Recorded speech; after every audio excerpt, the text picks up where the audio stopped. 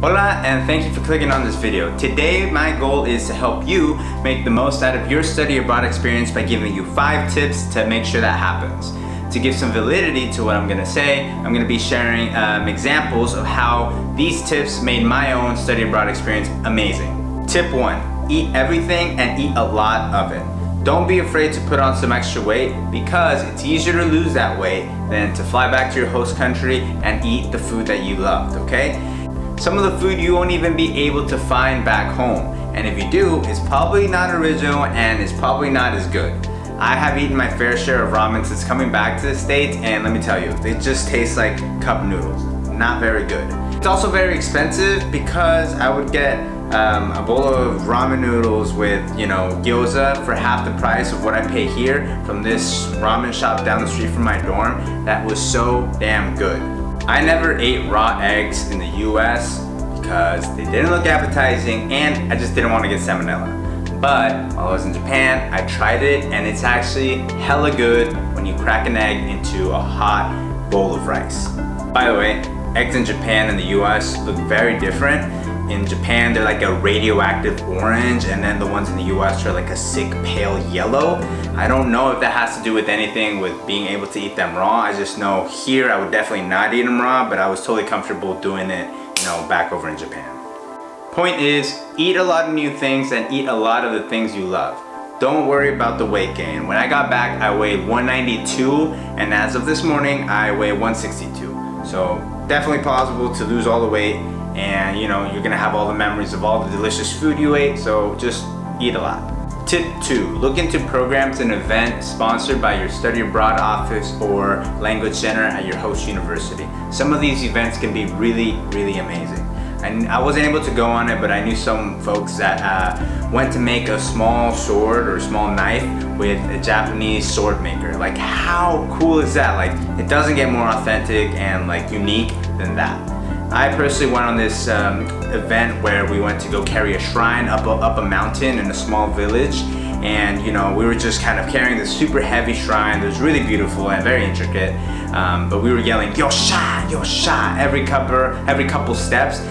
Don't really know what that means, but it's part of the fun and just joining in on the local culture, and it's it was just really amazing. After we finished that, we climbed back down and we went to one of the houses of the villagers, and they fed us so much food and so much sake that I thought I was gonna explode.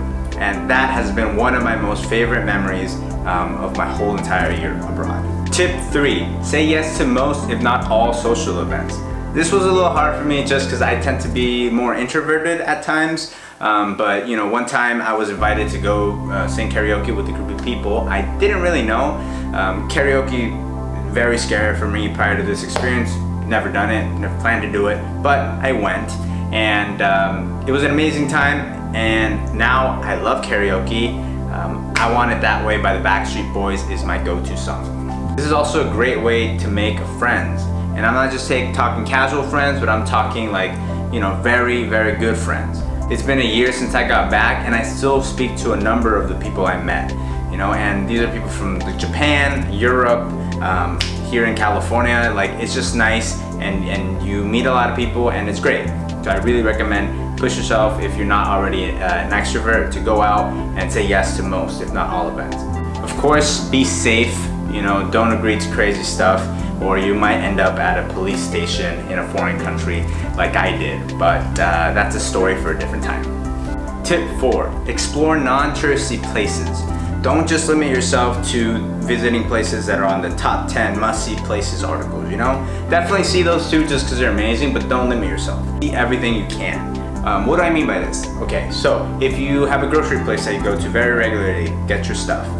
Maybe try going to a different one, or go to an open air market, or just go down to a local mall, or try to visit places that seem very normal but you haven't been to, or take a bike or walk towards a part of the city you haven't been to. It doesn't really, the destination doesn't matter. It's getting there and the journey and what you see along the way. I would go running every once in a while, and I usually stayed on the paths that I kind of knew. There was a big park pretty near me and this main road, so those were kind of the places I ran. But one day I decided, I'm gonna try something new. So I went in the opposite direction and I kept running, and I usually go for runs, you know, in the evening, late afternoon, around sunset time. So when I got to a good place where I was like, okay, I'll kind of turn back, I saw a bridge and I, you know, went for it. And when I got there, it was just, the sun was just about to set, and it was a beautiful view. It was right over the river, really big river. And as the sun was setting, like, I had a great view of everything. And then the city lights, because there's pretty big buildings in the city I was in, the lights were starting to flicker on, and you know, by the time it ended, like sunset, the city lights were on, and it was really a beautiful view. And this is not a place you're gonna find on like articles and videos of where to visit and what to see, but it's honestly one of my favorite places in Japan, just because it was so beautiful, and it's non-specialness that made it very special for me. My last tip: document your experience. Seriously, do this. Commit to doing this.